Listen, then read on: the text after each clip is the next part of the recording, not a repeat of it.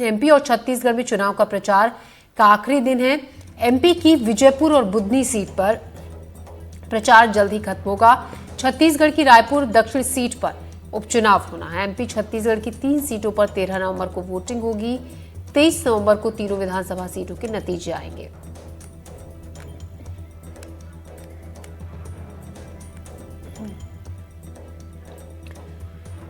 तो एमपी की विजयपुर और बुधनी सीट पर प्रचार खत्म होगा और अब छत्तीसगढ़ की सीटों पर भी जो चुनाव के लिए प्रचार जोर शोर से हो रहा था खत्म होगा। 13 नवंबर को इन सीटों पर वोटिंग डलेगी।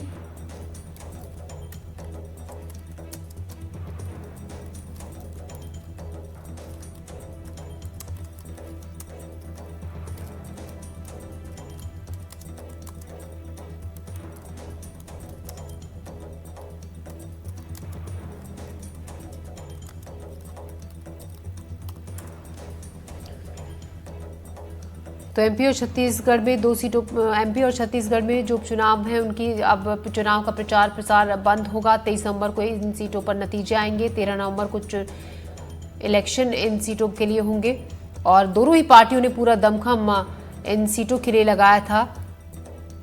चुनाव प्रचार में दोनों ही पार्टी के तमाम नेता इन सीटों को लेकर चुनाव प्रचार कर रहे थे। नीलेश त्रिपाठी हमारे संवाददाता छत्तीसगढ़ से हैं और अमृतांशी जोशी हमारी सहयोगी हमारे साथ भोपाल से जुड़ रही है ज्यादा जानकारी के साथ। अमृतांशी, दोनों ही पार्टियों ने पूरा दमखम चुनाव प्रचार में लगाया। जल्द ही प्रचार की जो रफ्तार है वो अब थम जाएगी और अब नतीजों वाले दिन पता चलेगा कि किस पार्टी के पक्ष में वोटर्स खुश, किस पार्टी को वोटर्स ने जिताया है। अभी कुछ वक्त बाद पता चलेगा। देखिए, मध्य प्रदेश में 2 सीटों पर उपचुनाव हैं। दोनों ही सीट बेहद ही महत्वपूर्ण है।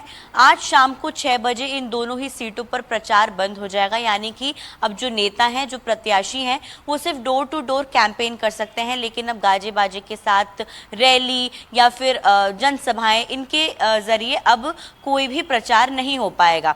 शाम को 6 बजे प्रचार बंद होने से पहले तमाम जो मध्य प्रदेश के दिग्गज नेता हैं, चाहे वो बीजेपी की बात करें या कांग्रेस की बात करें, सभी आज अंतिम दिन भी प्रचार में दम झोंकते हुए नजर आएंगे। जहां एक और बात करें तो यहां पर पीसीसी चीफ जीतू पटवारी, जो कि आज विजयपुर विधानसभा में रहने वाले हैं, वहां पर वो अलग अलग जगहों पर जनसभाएं करेंगे, बैठकें करेंगे, लोगों से मुलाकात करेंगे और सबसे महत्वपूर्ण वो पोलिंग एजेंट्स के साथ बैठक करने वाले हैं। यानी कि जितनी भी बूथ विजयपुर विधानसभा में बनाए गए हैं, वहां जो भी पोलिंग एजेंट्स होंगे उनके साथ बैठक करेंगे, उनको महत्वपूर्ण दिशा निर्देश देंगे और इसके साथ ही साथ शाम 6 बजे तक प्रचार भी करेंगे।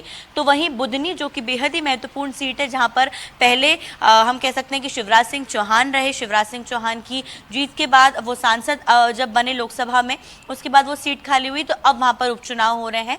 वहां आज शिवराज सिंह चौहान अलग अलग जगहों पर बैठकें, जनसभाएं और रैलियों में शामिल होते हुए केंद्रीय कृषि मंत्री नजर आएंगे।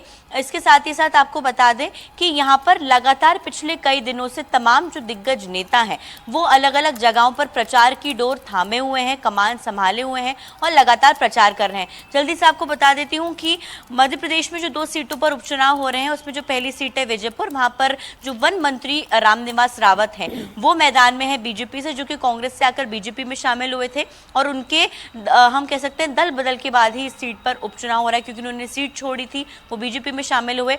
अब वो सीट के लिए अब चुनाव हो रहे हैं। तो रामनिवास रावत के सामने मुकेश मल्होत्रा को कांग्रेस ने प्रत्याशी बनाया, जो कि 2023 में विधानसभा चुनाव में निर्दलीय चुनाव लड़े थे और 24,000 वोट वो लेकर आए थे। इसके बाद आती है बुधनी सीट, जहां से रमाकांत भार्गव, जो कि 2019 में सांसद थे, उन्होंने अपनी सांसद जो है, जब उनका पूरा टर्म कंप्लीट हुआ, उसके बाद उनकी जगह शिवराज सिंह चौहान को टिकट दिया गया और जाहिर तौर पर अब वो केंद्रीय कृषि मंत्री हैं।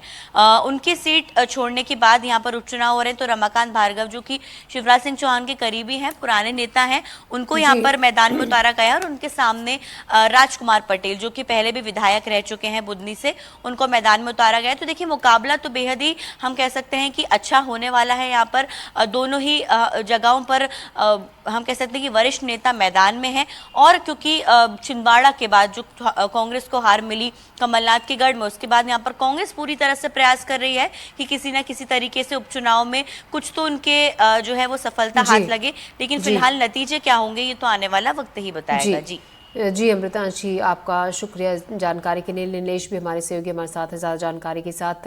नीलेश, आज दोनों ही पार्टियों के पास ताकत झोंकने का अंतिम मौका है, उसके बाद जो चुनाव प्रचार का शोर है वो थम जाएगा। बिल्कुल, देखिए बीजेपी तो अपने जो जितने भी प्रदेश स्तर के बड़े नेता हैं या मुख्यमंत्री तक आज चुनाव प्रचार में ही रहेंगे। जी। एक बड़ा मेगा रोड शो बीजेपी करने वाली है। रायपुर दक्षिण क्षेत्र के का जो जयस्तंभ चौक है वहां से कटोरा तालाब एक इलाका है, वहां से 2 से 5 बजे तक मुख्यमंत्री रोड शो करेंगे उस इलाके में। ये एक बड़ा मेगा रोड शो है। इसमें मुख्यमंत्री के अलावा जो स्थानीय विधायक हैं, रायपुर क्षेत्र के जो सांसद हैं बृजमोहन अग्रवाल, वो भी उसमें शामिल होंगे। मंत्री भी कई शामिल होंगे। इसके अलावा संगठन के बड़े नेता भी इस रोड शो में शामिल होंगे। ये आज अंतिम जो दिन है उसमें बीजेपी, हालांकि ये बीजेपी का गढ़ माना जाता है। ये इलाका पिछले 34 सालों से जितने भी चुनाव विधानसभा के हुए हैं उसमें बीजेपी के प्रत्याशी ही जीतते आए हैं। और परिसीमन के बाद जब रायपुर दक्षिण सीट अलग हुई 2008 में, तब से लेकर अब तक की स्थिति में, जबकि लास्ट जो आखिरी चुनाव हुआ था 2023 विधानसभा का, उसमें भी बीजेपी के बृजमोहन अग्रवाल ही यहाँ से विधायक रहे, मंत्री रहे। और इस चुनाव में भी सुनील सोनी को जरूर प्रत्याशी बनाया गया है बीजेपी की ओर से, जो पूर्व सांसद और महापौर हैं। लेकिन कहा यह जा रहा है कि इस सीट पर सुनील सोनी के साथ साथ बृजमोहन अग्रवाल भी चुनाव लड़ रहे हैं और वो पूरी ताकत झोंके हुए हैं। कांग्रेस की बात कर लें तो कांग्रेस से आकाश शर्मा जो युवा प्रत्याशी हैं, 35 साल की उम्र है और युवा कांग्रेस है उसके प्रदेश अध्यक्ष हैं। इसके अलावा एनएसयूआई के लंबे समय तक प्रदेश अध्यक्ष रहे हैं, तो युवाओं पे एक अच्छी पकड़ है।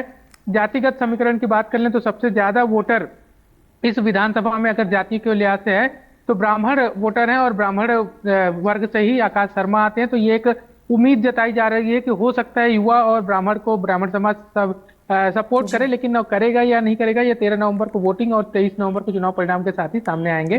लेकिन दोनों ही दल पूरी ताकत आज झोंके हुए हैं। तो कांग्रेस की ओर से नेता प्रतिपक्ष चरणदास महंत आकाश शर्मा के लिए आज जनसंपर्क करते नजर आएंगे। जी नीलेश, शुक्रिया आपका जानकारी के लिए।